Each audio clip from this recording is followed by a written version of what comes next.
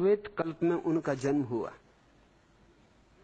पार्वती के स्नान करने और मैल से पुतला बनाकर शक्ति का संचार करने की कथा जगत प्रसिद्ध है। भगवान शिव ने गणेश के रोकने पर संदेह से ग्रस्त होकर गणेश की गर्दन काट दी। पार्वती के विलाप करने पर शिव ने अपने गणों से कहकर दूसरी गर्दन मंगवाई। वे एक नवजात हाथी को मारकर उसकी गर्दन ले आए। यह कथा कहती है शिवजी ने उन्हें पुनः प्राणदान दिया, वे पुनरुज्जीवित हो गए। भगवान शिवजी ने दूसरे की हत्या करवाना क्यों पसंद किया? क्यों नहीं उसी कटी हुई गर्दन को गणेश के धड़ से जोड़ दिया? किसी दूसरे जीव की हिंसा तो न होती और गणेश का असली रूप भी देखने को मिलता। दिनेश भारती, इस बात में बहुत सी बातें समझने जैसी। भारत के धर्म ग्रंथ इसी तरह की बकवास से भरे हुए हैं। यह शुद्ध बकवास है। पार्वती के स्नान करने और मैल से पुतला बनाकर, तो पहली तो बात, पार्वती ने जैसे जन्म भर से स्नान न किया होगा, इतना मैल।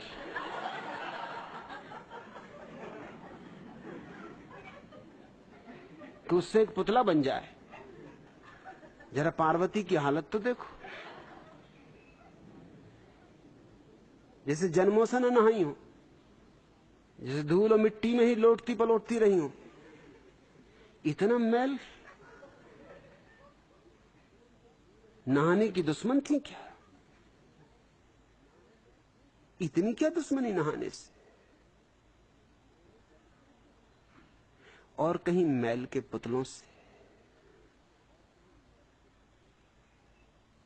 जीवन पैदा होता है। क्या बचकानी बातें। मगर अद्भुत है हमारा देश, इस तरह की व्यर्थ की बातों को पूजे चला जाता है। इस तरह की व्यर्थ की बातों को सम्मान दिए चला जाता है। इन्हीं ने हमें जड़ किया है। इन्हीं अंधविश्वासों ने हमारी बुद्धिमत्ता को कुंठित कर दिया है। हमारे प्रतिभा की तलवार पर धार मार दी, बोथली कर दी हमारी प्रतिभा।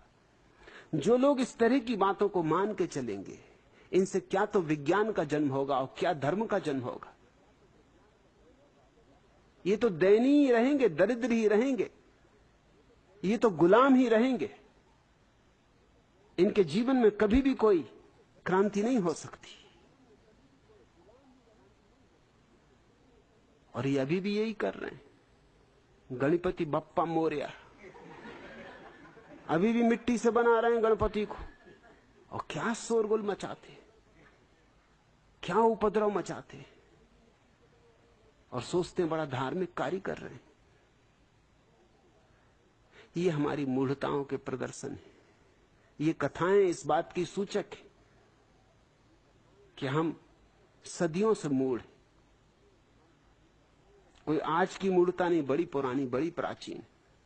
इसकी जड़ें बड़ी गहरी, और इसे काटना हो तो पीड़ा तो होगी। इसलिए मेरे संबंध में इतना विरोध है, क्योंकि मैं किसी भी मूढ़ता को स्वीकार करने को राजी नहीं, चाहे वो कितने ही महत्वपूर्ण शास्त्र में लिखी हो, चाहे वो गणेश व्यतिपत्ति उपनिषद हो, और चाहे गणपत तंत्र हो, चाहे गणेश सिद्धि हो। इससे कुछ भेद नहीं पड़ता। व्यर्थ की बातों पर मेरा कोई भरोसा नहीं हो, मैं कोई सहारा नहीं दे सकता।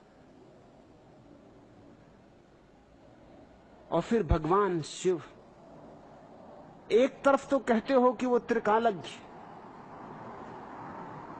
सर्वांतर्यामी, सर्वज्ञ,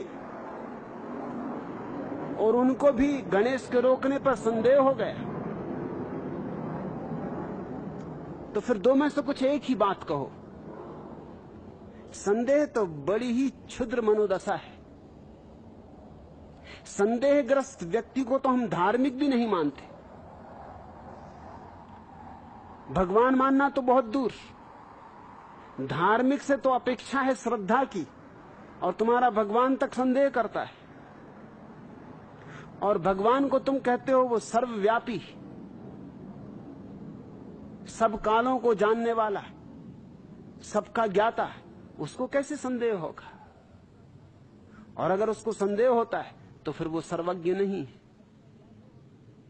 क्या संदेह की बात थी? उनको पता ही होना था कि पार्वती ने अपने शरीर से मैल निकाल के पुतला बना लिया और उसी में प्राण फूंक दिए। इसमें गणेश को मारने की क्या जरूरत थी? संदेह ही बता रहा कि तुम्हारे देवी देवता भी तुम्हारे आदमियों से बहुत भिन्न नहीं। वही ईर्षा, वही संदेह, वही पति पत्नी की कलह। सब पतियों को अपनी पत्नियों पर संदेह होगा ही, क्योंकि प्रेम तो है नहीं, इसलिए संदेह। और सब पत्नियों को अपने पतियों पर संदेह, क्योंकि प्रेम तो है नहीं, इसलिए डर है, इसलिए भय है। जरा सी देर हो जाए पति को दफ्तर से लौटने में कि बस पत्नी को संदेह शुरू हो जाता है कि पता नहीं किस स्त्री के साथ चला गया, पता नहीं क्या कर रहा है, पता नहीं कहां है। फौरन फोन करने लगती, इंतजाम करने लगती, पता लगाने लगती। पति भी जरा ही देर से घर लौटे कि उसको रास्ते में इंतजाम कर लेना पड़ता है कि क्या उत्तर दूंगा, क्योंकि प्रश्न तो तैयार होंगे ही। दरवाजा खोलते से पत्नी टूट पड़ने वाली कि इतनी देर कहां रहे।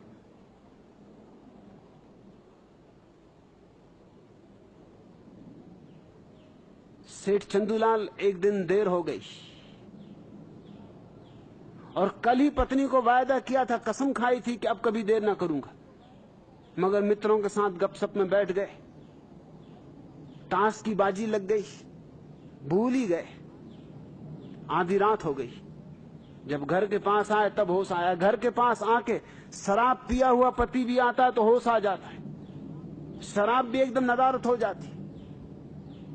नींबू वगैरह पिलाने की जरूरत नहीं, दही वगैरह पिलाने की जरूरत नहीं है, सिर्फ पत्नी को सामने खड़ा कर दो या पत्नी की तस्वीर, बस सब नशा रफू चक्कर हो जाएगा। जैसी घर के पास आए ख्याल आया कि अरे अब फिर भूल हो गई, अब क्या करना, अब फिर झंझट खड़ी होगी, आधी रात हो गई। सो जूते हाथ में लिए खिड़की से कूदे, चुपचाप घर के भीतर प्रवेश की जैसे चोर प्रवेश करता। पति सभी चोरों की तरह प्रवेश करते, बिल्कुल पूंछ दबा के, भीगी बिल्ली की भांति। बाहर देखो तो सीना फुला के चलते, घर देखो उनकी असली हालत। पत्नी सो रही थी, घर्राटे ले रही थी। तो उन्होंने कहा कोई तरकीब निकाल लेनी चाहिए, तरकीब निकाल ली। गए, मुन्ना का झूला था उसको झुलाने लगे। थोड़ी देर झूला झुलाया, झूले की आवाज, चर्चू की आवाज हुई तो पत्नी ने आंख खोली, कहा क्या कर रहे हो?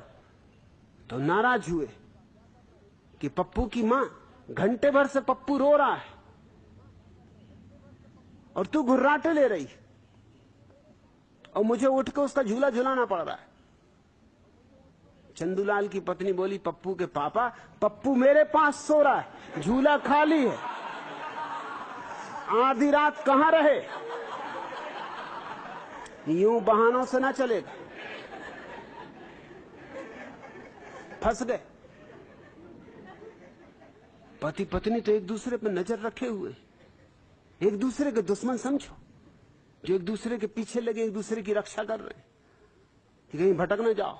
न पति पत्नी को भटकने देता, न पत्नी पति को भटकने देती। दोनों एक दूसरे को सुधारने का एक महान आयोजन चल रहा है, कुछ भेद नहीं फिर। और ये बात सच है कि अगर तुम अपने शास्त्रों को देखो, तुम्हारे देवी देवताओं और आदमियों में कोई भेद नहीं। वही ईर्षा, वही वैमनस, वही जलन, वही क्रोध, वही हिंसा। तुम्हारे ऋषि मुनियों में और तुम में भी कुछ खास फर्क नहीं मालूम पड़ता। नहीं तो तुम दुर्वासा को ऋषि नहीं कह सकते थे। वही क्रोध, वही आग जलती जो तुम में जलती। जरा सी बात में अभिशाप दे दें। अब ये क्या देवता हुए? और शिव को तुम कहते हो महादेव, देवों के देव। ये कोई छोटे मोटे देवता भी नहीं, देवताओं के देवता। और उनको भी संदेह हो गया। और संदेह क्या हुआ? फिर जरा भी उन्होंने पूछताछ भी नहीं की, गर्दन ही काट दी। जरा पूछताछ तो कर लेते। जरा पता तो लगा लेते, मगर गर्दन ही काट दी। ऐसी हिंसक वृत्ति। मगर आश्चर्य तो यह है कि इन देवताओं को तुम अब भी पूज रहे हो, 20वीं सदी में भी पूज रहे हो। अब भी तुम्हारे माथे गलत जगह झुक रहे। फिर पार्वती ने विलाप किया। क्या देवी देवता है, इधर समझाते हैं कि आत्मा अमर, कोई मरता ही नहीं, और पार्वती विलाप कर रही हैं अब। और महादेव जी के साथ रहते रहते जिंदगी गुजर गई। इनको अकल ना आई तो तुम महादेव की मूर्ति के सामने सिर पटक पटक के सोचते हो अकल आ जाएगी। अब विलाप कर रही। और विलाप क्या करना है, जब मिट्टी के ही पुतले में सांस फूंकी थी, अरे तो फिर 2-4 महीने बाद नहा लेना था। ऐसी क्या बात आ गई, हाथ का ही मैल था, इसमें रोना धोना क्या है। या शिव जी के शरीर से मैल निकाल के उसका पुतला बना लेना था। और जब पार्वती को मैल के पुतले में प्राण फूंकना आता है तो पार्वती को गणेश की गर्दन जोड़ना नहीं आया। इनमें तुम विरोधाभास देखो और तब तुम पाओगे तुम कैसी बचकानी कहानियों में उलझे रहे हो। और फिर पार्वती के विलाप ने रास्ते पे ला दिया उनको, जैसे सभी पत्नियों का विलाप पतियों को रास्ते पे ला देता। पत्नियों के पास एक ही तरकीब बची कि बस रो, जोर जोर से रो कि मोहल्ले वाले सुन ले। पति कहने लगता है कि शांत हो भाई, साड़ी ला दूंगा, रेडियो खरीद दूंगा, फ्रिज ला दूंगा, क्या चाहिए बोल, मगर जोर से नहीं, मोहल्ले वाले क्या कहेंगे। इज्जत बचा, इज्जत पे पानी न फेर। इज्जत का सवाल उठा होगा। सो उन्होंने नवजात हाथी को मारकर उसकी गर्दन ले आए, शिष्यों को भेज दिया। शिष्य भी उन्हीं जैसे भंगेड़ी। शिव जी तो दम मारो दम। शिव जी तो भंगेड़ियों के देवता हैं, गंजेड़ियों के देवता हैं। अब शिष्य भी क्या गांजा भांग पिए बैठे होंगे, आखिर जैसे गुरु होंगे वैसे ही शिष्य होंगे ना। शिव जी तो महाहिप्पी समझो। ये हिप्पी तो अभी नए नए आए, इनका कुछ खास नहीं। असली हिप्पी तो शिव जी थे, ये तो उन्हीं की परंपरा समझो। इन्होंने फिर पुनरुज्जीवित कर दिया शिव का धर्म। और तुमने उनकी बारात की कहानी तो सुनी ही होगी कि क्या एक से एक लोग पहुंचे बारात में, कि पार्वती के पिता तो डर ही गए। अगवानी करने आए थे, जो बाराती देखे भंगेड़ी गंजेड़ी, कोई दम मार रहा है, कोई शराब की बोतल लिए होगा हाथ में, इर्छे तिरछे लोग, तरह तरह के अष्टावक्र, उनको देख के वो घबरा गए कि ये मैं किसके चक्कर में पड़ गया, ये मेरी लड़की किसके हाथ पड़ी जा रही, ये कहां का हजूम आ गया है। छांट छांट के लोग आए थे। उन्हीं में से किसी शिष्य को कहा होगा कि भाई जा गर्दन ले आ। अब ये भी बड़े मजे की बात है कि गर्दन काटी थी तो गर्दन वहीं पड़ी होगी, क्या एकदम स्वर्ग चली गई थी? भेजने की जरूरत क्या थी, मगर वो खुद ही पिए होंगे तो सामने पड़ी गर्दन दिखाई कहां पड़े। शिष्यों को भेज दिया गर्दन लेने, वो एक नवजात हाथी को मार के उसकी गर्दन ले आए। ये सब बातें साफ है कि भंगेड़ी ही कर सकते। हाथी की गर्दन और आदमी की गर्दन में कुछ तो फर्क है। लेकिन अब जो नशे में हो उसको क्या फर्क, नशे में कुछ फर्क नहीं होता। नशे में तो कुछ का कुछ दिखाई पड़ता है। और शिव जी ने उसी गर्दन को जोड़ दिया, उनको भी ना दिखाई पड़ा कि गर्दन किसकी है।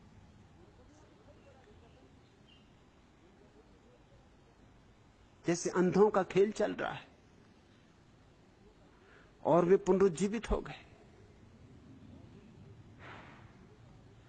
ये सारी चीजें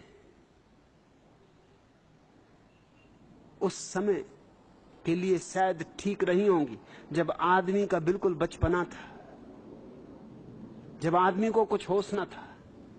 आज इस 20वीं सदी में गणेश की पूजा देखकर हैरानी होती, शिव के मंदिर बनते देखकर हैरानी होती, शिव के और गणेश के भक्तों को देखकर अचंभा होता है। क्या पागलपन है, कैसी विक्षिप्तता है। और ये कथा कहती वह श्वेत कल्प था और ये अंधकार युग, वह था आलोक का युग, सतयुग, स्वर्ण युग, और अब है ये कलयुग, अंधकार का युग, तमस का युग। लोग तामसी हो गए। बात उल्टी है। वो युग अंधकार का युग रहा होगा जब इस तरह की मूर्ताएं धर्म के नाम पर चलती रही और लोग इनको मानते रहे। आज पहली दफा मनुष्य जाति थोड़ी प्रौढ़ होनी शुरू, थोड़ी, इस प्रौढ़ता से बड़ी संभावना है, इससे पुराना धर्म तो जाएगा। ये जो प्रौढ़ता की बाढ़ आएगी, ये जो आलोक की बाढ़ आएगी, इसमें सारा कचरा बह जाएगा। मनुष्य के एक नए जीवन की शुरुआत हो सकती है।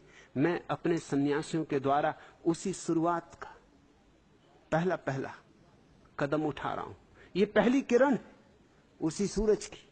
मनुष्य को एक नई जीवन दृष्टि चाहिए, नया धर्म का बोध चाहिए, नई चेतना चाहिए, नई कथाएं चाहिए, नए अर्थ चाहिए, नए शास्त्र चाहिए, नया उद्बोध चाहिए। और जब तक ये ना होगा तब तक कोई आशा नहीं। एक ही आशा है कि ये हो सकता है। ये आशा तुम पर निर्भर है। आज इतना है।